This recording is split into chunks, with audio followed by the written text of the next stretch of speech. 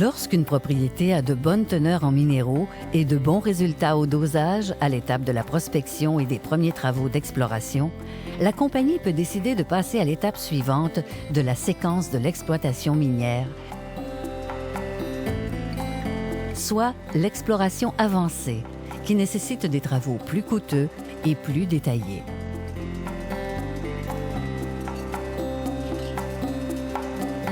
C'est à cette étape que la compagnie minière peut demander au gouvernement de changer son claim pour un bail minier.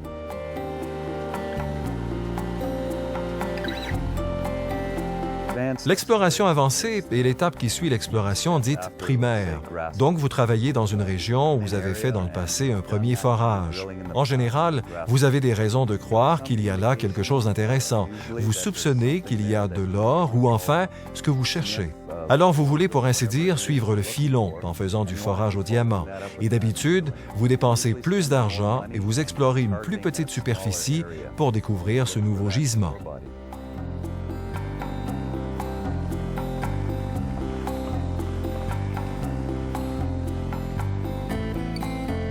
L'exploration minière n'est pas nécessairement suivie de l'exploration avancée.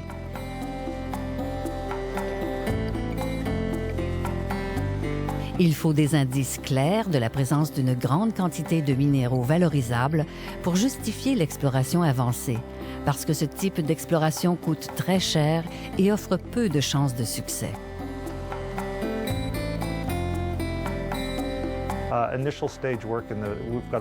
Au départ, nous investissons à peu près 100 000 $. Si ce programme initial est fructueux, nous dépensons ensuite entre 200 et 500 000 $. Et nous en sommes encore pas mal à l'étape initiale.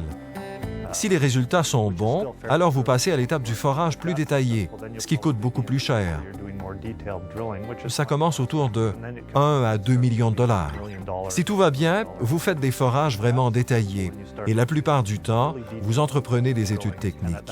Tout ça coûte à peu près de 5 à 10 millions de $. En réalité, la seule façon de faire de l'argent dans le secteur de l'exploration, je veux dire pas mal d'argent, c'est de découvrir une mine.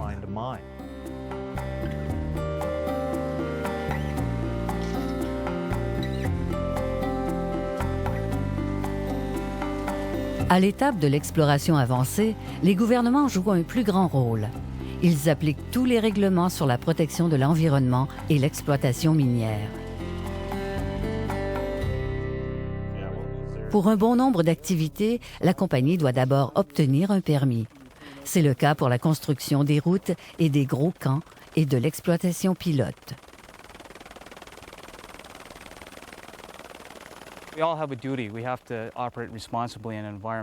Nous avons tous l'obligation de travailler de manière responsable et de protéger l'environnement.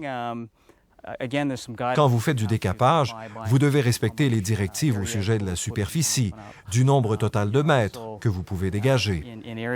Dans les régions où il peut y avoir un risque pour la faune ou le public, vous devez remettre le terrain comme il était avant. Lorsque vous creusez des tranchées profondes, vous devez les remblayer.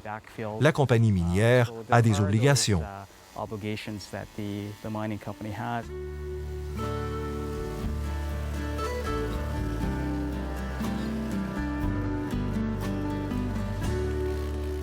Nous prenons beaucoup de précautions lorsque nous faisons du forage au diamant. Regardez le site derrière moi. Le forage touche en fait une très petite superficie. Et nous nous assurons que les rognures de diamant, la boue qui sort du trou, les déblais de forage et le carburant, que tout est sous contrôle, qu'il n'y a pas de fuite dans l'environnement. Et quand le forage est terminé, nous démantelons l'installation et nous nettoyons le site.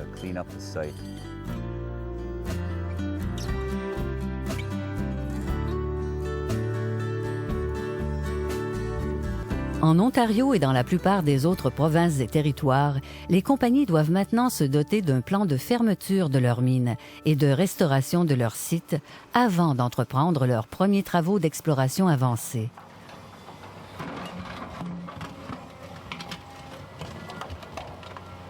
Ce plan doit prévoir la consultation des communautés autochtones touchées par le projet. Il doit aussi inclure les moyens de réduire les répercussions de l'exploration et, éventuellement, de l'exploitation minière. L'exploration avancée comprend généralement de nombreux forages, ainsi que le prélèvement et l'analyse de gros échantillons de roches minéralisées.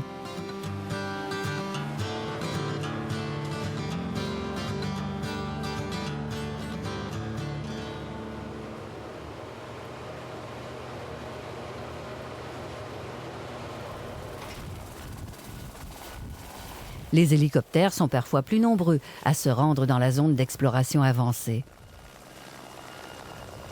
Le transport de l'équipement et des fournitures peut nécessiter la construction de nouveaux sentiers.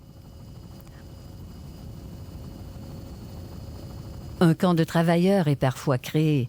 Il peut s'agir d'un petit camp composé de 5 à 10 tentes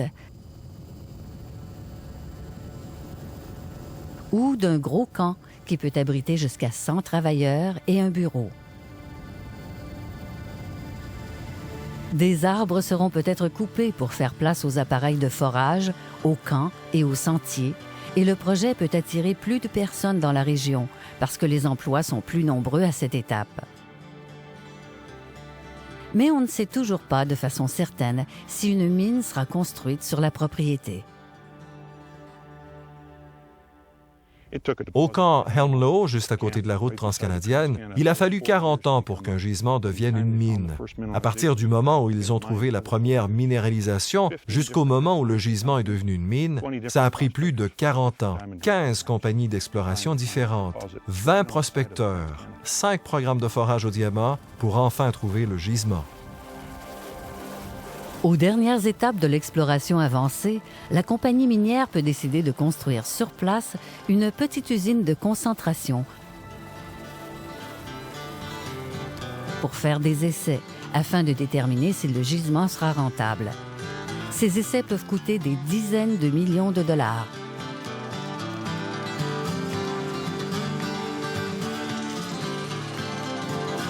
Juste pour vous donner une idée, le projet Victor est poursuivi de manière ciblée depuis environ 1986. Nous avons englouti 60 millions de dollars dans les travaux d'exploration. L'aménagement des installations de la mine coûtera près de 820 millions et jusqu'à présent, nous n'avons pas fait d'argent. En dépit des risques et des coûts, l'exploration avancée peut rapporter énormément si la compagnie trouve un gisement et y construit une mine rentable.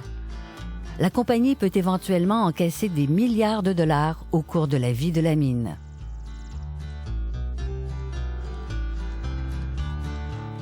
L'exploration avancée peut offrir aux communautés autochtones de nouvelles possibilités de développement économique,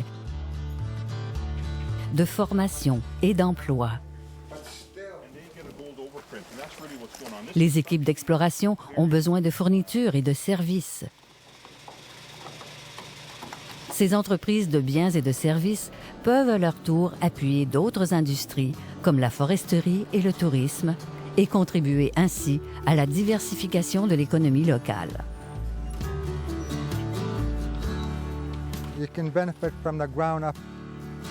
Les avantages sont là tout au long des travaux. Disons que la personne qui a pris une option a 300 000 $ à dépenser pour faire des forages et autres travaux dans la région. C'est ici que nous pouvons faire quelque chose, comme former des foreurs. Si nous possédions l'appareil de forage, ce serait avantageux pour les compagnies d'exploration, parce que transporter l'équipement et faire tous ces forages, ça coûte très cher. Alors, si nous avions l'équipement de forage ici, nous pourrions faire de l'argent en faisant travailler notre propre équipe, les gens de notre peuple. C'est comme ça que nous pouvons tirer quelque chose de presque toutes les activités. Every stage of the way.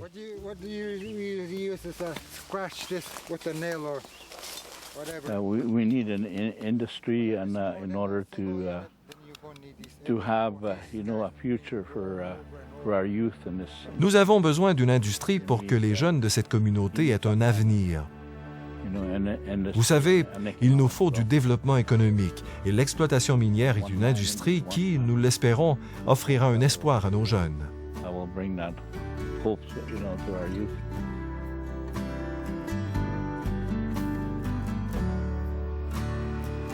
L'étape de l'exploration avancée peut s'échelonner sur plusieurs années. Les communautés qui profitent des possibilités de développement économique au cours de cette période sont mieux préparées aux futures possibilités d'emploi et d'affaires qui s'offrent lorsque la compagnie minière décide de poursuivre l'exploration de la région ou de passer à l'étape suivante de la séquence, soit la planification et la construction de la mine.